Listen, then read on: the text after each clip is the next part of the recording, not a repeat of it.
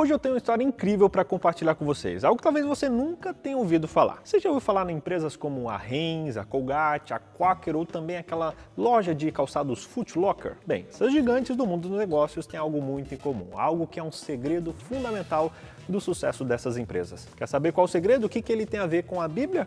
Vem comigo! Acho que a maioria de vocês sabe que atualmente eu estou morando na Tailândia, é isso mesmo. Aproximadamente um ano atrás eu saí do Brasil para viver a missão de Deus no mundo. Hoje eu trabalho como missionário digital, criando estratégias e métodos de evangelismo para o mundo inteiro. Só para vocês terem uma ideia, o alcance das redes sociais e do trabalho que a igreja faz nesse sentido é incrível. Existem vários países aqui na Ásia onde é proibido pregar em público, mas digitalmente você pode falar o que você quiser. E é por isso que a gente está trabalhando com esses lugares para que eles possam alcançar pessoas através das redes sociais. Sabe como tudo isso é possível? Sabe quem financia toda essa estrutura e também apoia em toda essa missão de pregar o evangelho em outros lugares? Você. Você e todos os fiéis que ofertam e dizimam fielmente para que isso aconteça. Mas você já parou para pensar em como as coisas eram antes do sistema dos dízimos? Já pensou nisso? Nem me dê bom dia hoje, porque eu quero meu dinheiro. No início do movimento adventista, os nossos líderes muitas vezes precisavam fazer qualquer tipo de trabalho para se sustentar, para sustentar as pregações, as viagens. E quando a gente fala de sacrifício financeiro, o casal Tiago e Ellen White são um exemplo incrível. Eles enfrentavam tempos difíceis nos primeiros anos do casamento, tendo que vender quase tudo que tinha para financiar a impressão de livros e periódicos que espalhavam a mensagem adventista. Imaginem só, Tiago White trabalhava na colocação de trilhos de trem, trabalhava também cortando grama e trabalhando ali de maneira manual para sobreviver e também para usar essa renda para imprimir edições quinzenais do periódico Review and Herald. Mas sabe o que motivava eles? Era a crença na mensagem que eles estavam compartilhando. Eles estavam dispostos a trabalhar sem remuneração, porque eles sabiam que estavam fazendo algo maior. Foi só no ano de 1859 que a igreja adotou oficialmente o que chamamos de beneficência sistemática, ou eles chamavam de Irmã Betsy. Esse era um nome popular. Era um sistema que encorajava as pessoas a fazerem doações semanais para promover a obra da igreja. Naquela época não era exatamente um décimo da renda, 10% como a gente faz hoje, não. A prática de usar os dízimos para sustentar pastores veio só no ano de 1878. Ou seja,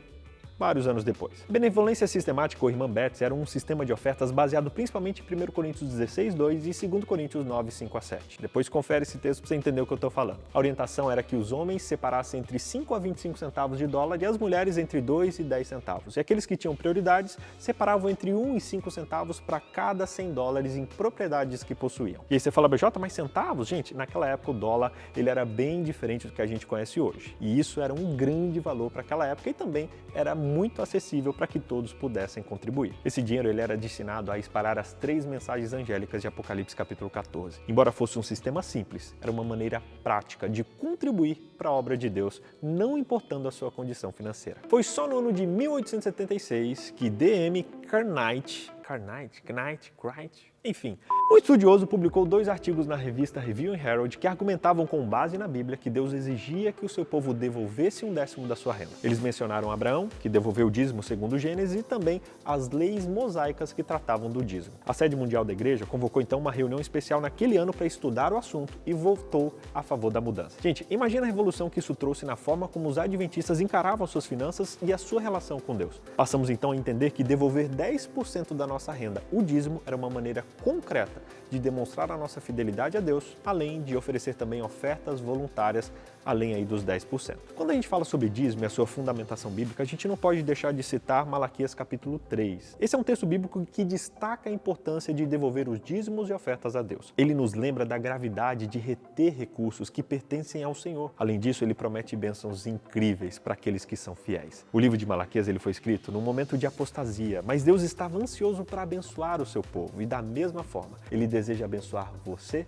nos dias de hoje. Siga as orientações de Deus e a bênção dele vai acompanhar você. Agora, dá uma olhadinha na declaração de Malaquias capítulo 3, verso 9. Ele foi muito claro ao dizer que não devolver o dízimo a Deus é roubá-lo. Você já imaginou alguém roubando o dono do universo, o Todo-Poderoso? Pois é, quando não devolvemos o dízimo, é isso que nós fazemos. Aqui a gente vê claramente que roubar a Deus resulta em maldição, algo que no caso dos israelitas se manifestava na perda da safra. No entanto, essa advertência é seguida por uma promessa incrível no verso 10, dizendo que quando levamos fielmente os dízimos para a casa de Deus, Ele derrama uma bênção tão grande que não há espaço suficiente para recebê-las. E o verso 12 reforça essa promessa, afirmando que todas as nações dirão: vocês são felizes. Deus deseja que o seu povo seja abençoado e também que o seu povo seja testemunha na área da mordomia, ou seja, na administração financeira. E aqui vem uma curiosidade interessante. Muitos dos grandes empresários da história atribuíram a sua prosperidade à fidelidade na devolução dos dízimos. Um homem famoso e rico como o Sr. Rockefeller, por exemplo, o primeiro bilionário do mundo, começou a devolver o dízimo